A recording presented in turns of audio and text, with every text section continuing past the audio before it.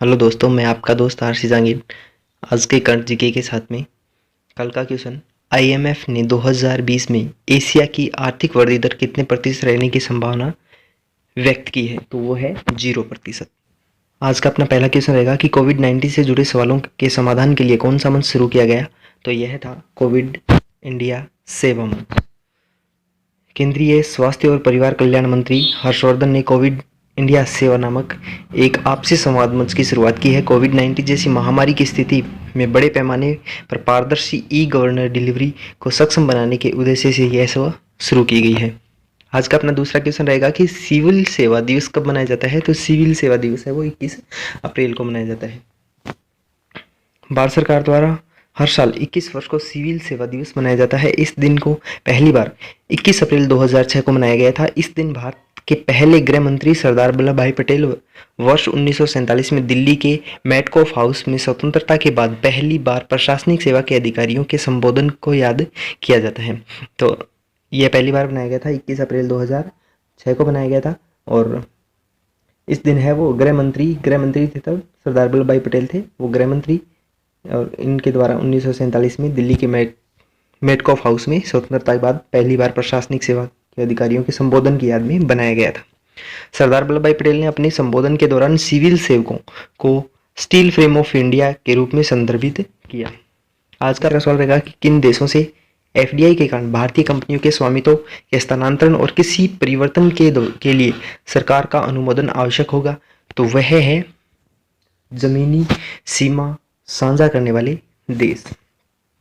सरकार ने प्रत्यक्ष विदेशी निवेश नीति को 18 अप्रैल को समीक्षा की।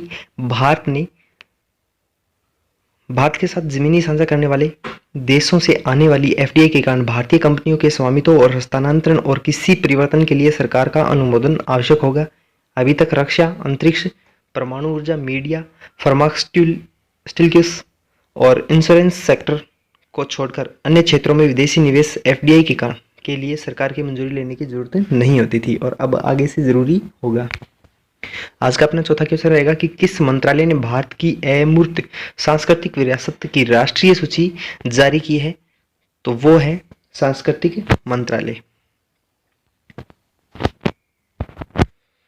केंद्रीय संस्कृति मंत्री प्रहलाद सिंह पटेल द्वारा भारत की अमूर्त सांस्कृतिक विरासत की राष्ट्रीय सूची जारी की गई। भारत की अमूर्त सांस्कृतिक विरासत की राष्ट्रीय सूची सांस्कृतिक मंत्रालय के विजन 2024 का भाग है, जिसका लक्ष्य भारत के विविध राज्यों की अमूर्त सांस्कृतिक विरासत परंपराओं के बारे में राष्ट्रीय और अंतर्राष्ट्रीय स्तर पर जागरूकता फैलाना और उनका संरक्षण सुनिश्चित करना है।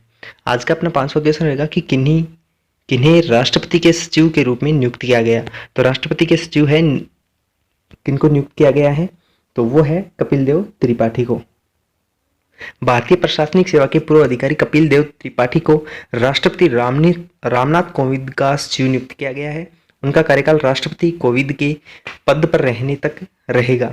श्री त्रिपाठी भारतीय प्रशासनिक सेवा के 1980 बैच के असम मेघालय सर्ग के सेवानिवृत्त अधिकारी है। फिलहाल के सार्वजनिक उद्यम चेन बोर्ड के अध्यक्ष हैं। आज का अपना छठा क्वेश्चन रहेगा कि फिच ने भारत के जीडीपी वृद्धि के अनुमान को घटाकर कितना कर दिया गया है? तो वो कर दिया गया है 1.8।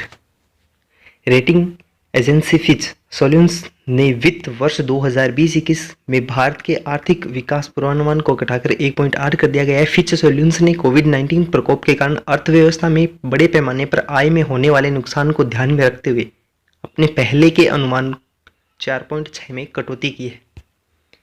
आज का अपना 7वां क्वेश्चन है, किस बैंक ने ग्राहकों के लिए वॉइस बैंकिंग सेवा लॉन्च की है? तो वो की है आईसीआईसी बैंक ने वॉइस सेवा लॉन्च की है। Industrial credit and investment corporation of India ICICI bank ने अपने ग्राहकों के लिए अमेजन, अलेक्सा और गूगल असिस्टेंट और वॉइस बैंकिंग सेवा के लिए नई शुरुआत की है। यह सेवा ग्राहकों को बैंकिंग विद देयर वॉइस, अपनी आवाज के माध्यम से बैंकिंग संबंधित प्रश्नों के जवाब, खाते में मौजूद राशि एवं लेन देन की आवश्यक जानकारी और क्रेडिट कार्ड देती थी जैसी कई अन्य जानकारी हासिल करने में सक्षम बनाएगी। परीक्षा के दृष्टि देखा जाए तो आईसीआईसी की स्थापना है वो 1994 में हुई थी और अध्यक्ष है वो संदीप बत्रा और सीईओ संदीप बख्शी है। आज का अपना 8वां क्वेश्चन रहेगा कि किन उच्च न्यायालयों में नए मुख्य न्यायाधीशों की नियुक्ति होगी, तो बॉम्बे, मेघालय, उड़ीसा, इन तीनों में ही नए नए न्यायाधीशों की नियुक्ति होगी। भारत के मुख्य न्यायाधीश शरद अरविंद बोबड़े के नेतृत्व वाले सुप्रीम कोर्ट कोलेजियम ने बॉम्बे, उड़ीसा और मेघालय उच्च न्यायालयों में नए मुख्य न्यायाधीशों की नियुक्ति की सिफारिश की है। न्यायमूर्ति दीपाकर दत्ता बॉम्बे उच्च न्यायालय के वर्तमान मुख्य न्यायाधीश भूषण धर्माधिकारी की जगह नियुक्त किया गया है। जस्टिस विश्वनाथ सोमदर मेघालय उच्च न्यायालय में मोहम्मद रफ़ी की जगह लेंगे। न्यायमूर्ति मोहम्मद रफ़ी संजू पाड़ा की जगह उड़ीसा उच्च न्यायालय के मुख्य न्यायाधीश होंगे। आज का अपना 9वां क्वेश्चन रहेगा कि किस प्रसिद्ध कार्टून कैरेक्टर के निर्देशक जीन डिज का निधन हो गया। तो जीन डिज का निधन हो गया है, वो कौन से कार्टूनिस्ट से संबंधित है? तो वो है टॉम एंड जेरी। दुनिया को एनिमेशन की ताकत से रूबरू कराने वाले ऑस्कर विजेता, इनको ऑस्कर भी मिल चुका है। तो दोस्तों इनका ध्यान रखना है कि इनको ऑस्कर भी मिल चुका है। विजेता जीन डिज का हाल ही में निधन हो गया, वे 95 साल के थे।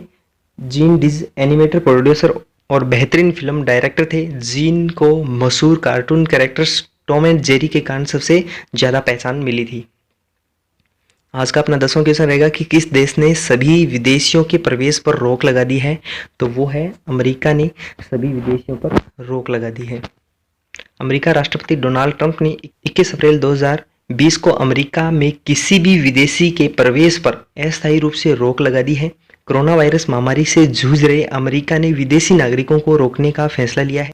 राष्ट्रपति डोनाल्ड ट्रंप ने अब किसी भी तरह की एग्रीमेशन पर रोक लगा दी है, हालांकि ये रोक अभी अस्थायी रूप से लगाई गई है। तो संयुक्त राज्य अमेरिका का राजधानी है वाशिंगटन डीसी, राष्ट्रपति डोनाल्ड ट्रंप और मुद्रा अमेरिकी डॉलर है।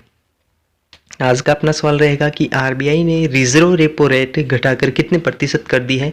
तो ये उत्तर आपको कमेंट बॉक्स में लिखना है। और अपनी वीडियो आपको कैसी लगती है आप ज़रूर कमेंट बॉक्स में लिखें, और अगर आपको वीडियो अच्छी लगती है तो शेयर एंड सब्सक्राइब जरूर करें। Thank you.